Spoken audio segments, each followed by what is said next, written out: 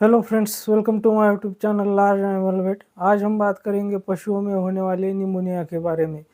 तो सबसे पहले हम ये जान लेते हैं कि निमोनिया क्या होता है। तो निमोनिया जो है वो जो एयरवे होता है, यानी कि जो ट्रकिया होता है और जो लंग्स होते हैं, तो उसका जो इन्फ्लेमेशन होता है उसको निमोनिया बोलते हैं। तो बहुत ज़्यादा सीवियर केसेस में निमोनिया में जो डैमेज होता है, जो एयर सैक्स होते हैं उसमें फ्लूइड भर जाता है, और जो लंग टिश्यू का डैमेज होता है वो बहुत ज़्यादा सीवियर केसेस में इरिवर्सिबल डैमेज होता है।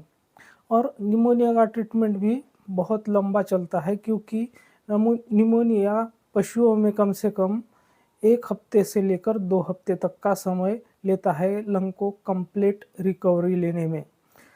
तो निमोनिया जो है खास करके जो पशु होते हैं जिनकी इम्यूनिटी कॉम्प्रोमाइज़ होती है, तो ऐसे केसेस में निमोनिया होने के बहुत ज़्यादा चांसेस होते हैं। तो उसकी वजह चाहे कोई भी हो, जैसे कि ट्रांसपोर्टेशन हो, फीड में सडन चेंज हो, या फीड वाटर इनटेक कम किया गया हो पशु का, तो ऐसे केसेस में निमोनिया होने के बहुत ज़्यादा चांसेस होते हैं।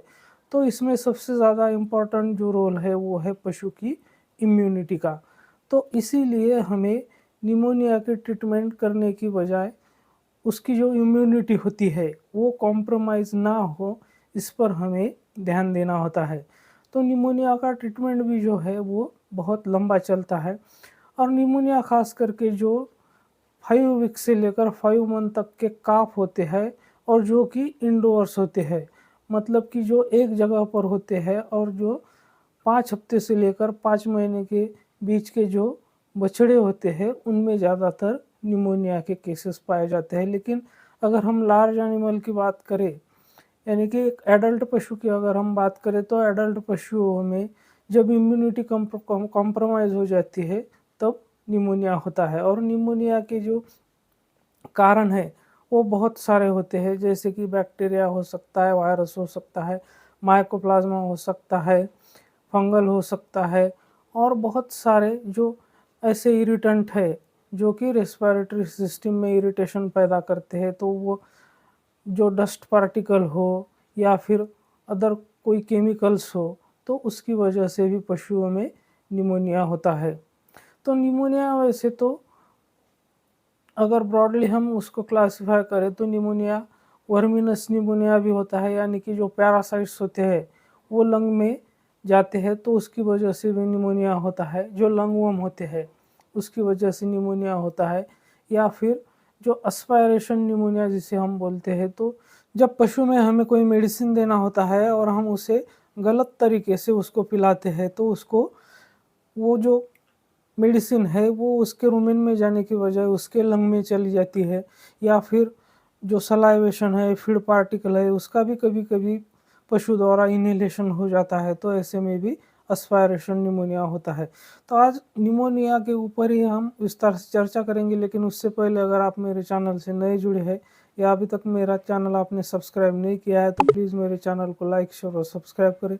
साथ में बेल वाला आइकन दबाकर ऑल वाला ऑप्शन भी चुनें, ताकि भविष्य में आने वाली हर वीडियो की नोटिफिकेशन आपको समय समय पर मिलती रहे।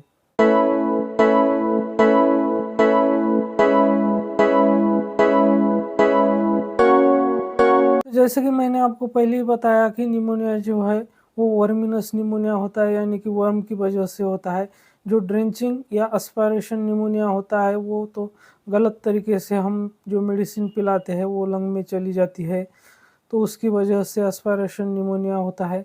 लेकिन आप आज हम जिस निमोनिया पर बात करने जा रहे हैं वो जनरली जो फील्ड में देखा जाता है, तो वर्मिनस निमोनिया या एस्पायरेशन निमोनिया के बहुत केसेस कम हमें देखने को मिलते हैं। ज़्यादातर जो केसेस होते हैं वो जब पशु की इम्यूनिटी कॉम्प्रोमाइज़ हो जाती है, तो जो बैक्टीरियल, वायरल या माइकोप्लाज्मा हो या फंगल हो, इन्फेक्शन हो जाता है, उसकी वजह से पशुओं में निमोनिया होता है। तो उसके हमें क्या-क्या लक्षण देखने को मिलेंगे और उसका हमें ट्रीटमेंट क्या करना है, इसके बारे में आज हम बात करेंगे। तो सबसे पहले हम जब निमोनिया पशु में हो जाता है तो हमें क्या लक्षण देखने को मिलेंगे, इसके बारे में बात करते हैं। तो जब पशु को निमोनिया हो जाएगा, जब कोई बैक्टीरिया, वायरस, फंगस या माइकोप्लाज्मा का इन्फेक्शन हो जाएगा तो सबसे पहले पशु का जो बॉडी टेम्परेचर है वो बढ़ जाएगा, यानी कि 103 फ़ारेनहाइट से ऊपर बॉडी टेम्परेचर चला जाएगा। पशु का जो रेस्पिरेशन रेट है वो बढ़ जाएगा। जब सीवियर केसेस होते हैं तो वहाँ पर डिस्पनिया भी होता है, यानी कि पशुओं को सांस लेने में बहुत ज़्यादा कठिनाई होती है। पशु मुंह फाड़कर सांस लेने लगते हैं। इसके साथ साथ बहुत ज़्यादा नेज़ल डिस्चार्ज भी हमें देखने को मिलेगा, यानी कि नाक से पतला पानी शुरू में आएगा, बाद में अगर हमने उसका ट्रीटमेंट समय रहते नहीं किया तो वही डिस्चार्ज जो है वो म्यूकोपुरुलेंट हो जाएगा, उसमें पस भी आ सकता है।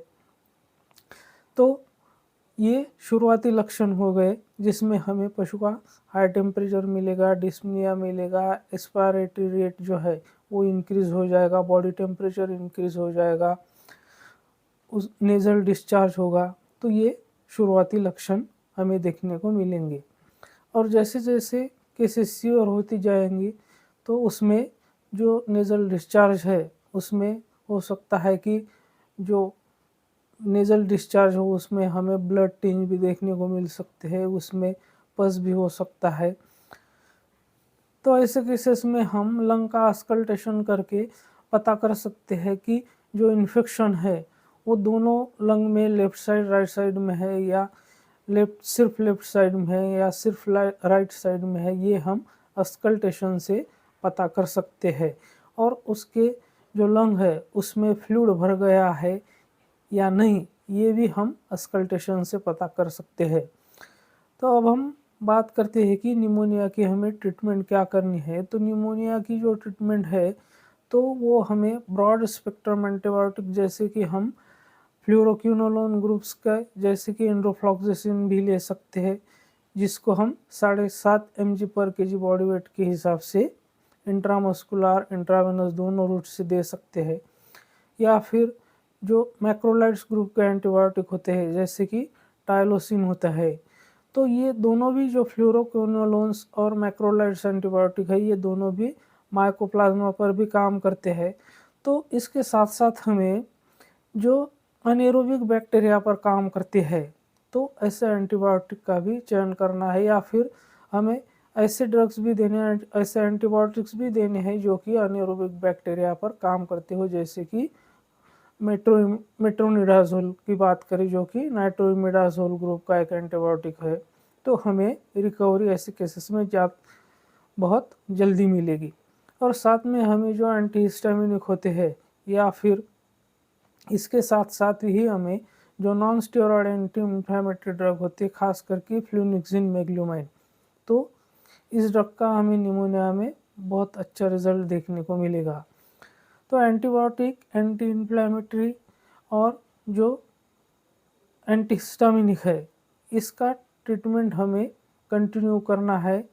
और साथ ही में ट्रीटमेंट जो है वो कम से कम 5 से 7 दिन तक हमें कंटिन्यू करना है, क्योंकि हमें 1 या 2 दिन में ही पशु में रिलीफ देखने को मिलेगा, लेकिन वहीं पर अगर हम ट्रीटमेंट स्टॉप कर देते हैं तो इन्फेक्शन जो है वो पूरी तरह से रिकवर नहीं होगा और पशु की बाद में डेथ हो सकती है। तो इसीलिए हमें निमोनिया का ट्रीटमेंट कम से कम लगातार 5 से 7 दिन तक करना ही करना है। उसको एंटीबायोटिक 5 से 7 दिन तक देना है।